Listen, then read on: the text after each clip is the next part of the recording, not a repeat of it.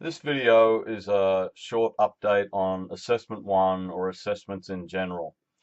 I think there's a varied mixture of people's understanding of what has to happen with these assessments. I think in general they're very similar, the three assessments.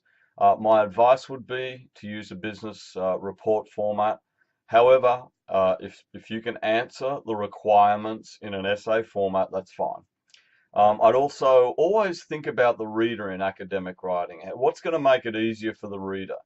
So, for instance, if it's got a good, title, some table of contents, maybe a little exec summary. Remember, with an exec summary, a lot of people don't remember this, but there's a format for that.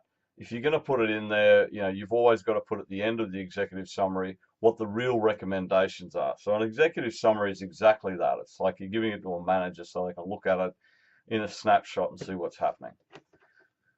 I think a lot of people are sort of sitting there say, okay, so I've got my blank sheet of paper, okay, and then what I've done, I've actually put a framework around it. So sort of what I'm talking about. Visualize, a paper with a title, table of contents, and some sections. Sections might be a summary section, it could be an analysis section, a recommendation section.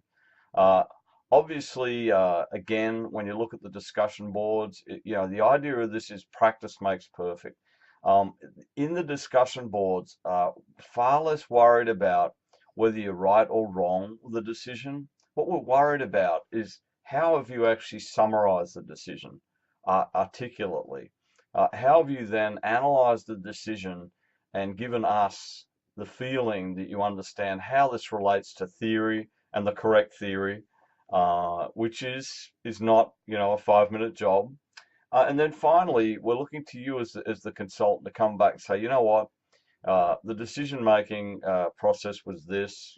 For instance, I was in the office and I saw somebody make a decision on a new product launch or something like that. And here's how I analyzed it, and then I linked it back to bounded rationality, uncertainty and risk, or whatever you want to roll into this thing, or whatever the requirements are of assessment one. That's all I can keep coming back to again and again and again. The high distinction in this course is far less about finding out if somebody can write like Shakespeare. It's more about have you actually gone through, for instance, the summary section, who, what, where, when, whatever those questions are, answer them. Likewise, in the analysis, and again, sometimes people will do an unbelievably outstanding job on the summary and analysis, and frankly, forget to do the recommendations. Look at the rubrics. There's a lot more now live on the course materials. That was purposely not. We try not to just absolutely bombard people with information, but bottom line is, I think that in assessment one, it's going to be the same in assessment two and assessment three. It's trying to get a rhythm around the concept of put it together in a structure that's going to be a little bit easier to read than just a whole bunch of data on a page. Think about it like you're trying to give it to your manager or to the CEO or to your chief counsel or something like that. Think about really putting your other world activities and then just wrapping an academic sort of flavor around it. Um, the other thing about it is try not to just cite the textbook over and over and over. It doesn't mean you won't be marked. It will mean that you're actually doing the correct job. It just means that it's going to change the output if somebody has taken a little time to maybe look at some other authors that have done some work on this. So, in summary, okay, assessment one is your observation, okay, of a decision. It's not a decision you've been involved in, and it's not really anything to do with a case study. It's really you observing a decision. Okay, so you've done that. You defer part.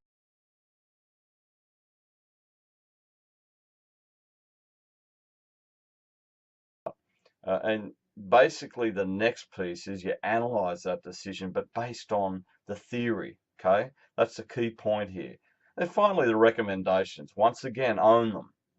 Don't sort of be vague and maybe they should do this and that.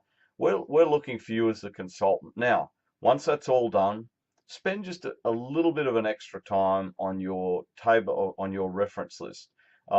You'd be stunned. People will have literally fantastic work, and then you'll read the actual reference list and you'll go, gee, that's a pity because it's so good except for that. Or they'll have a wonderful piece of work and they'll have one reference. Okay, this is academic world. It's no different to trying to get somebody to fund your project and you come there with one piece of data, right? It's all about thinking about your other world and putting it into action here. And listen, the other thing too is always feel free to email me. I can be on Skype. Blackboard collaborates really good too, if anyone's interested. Thank you and good luck.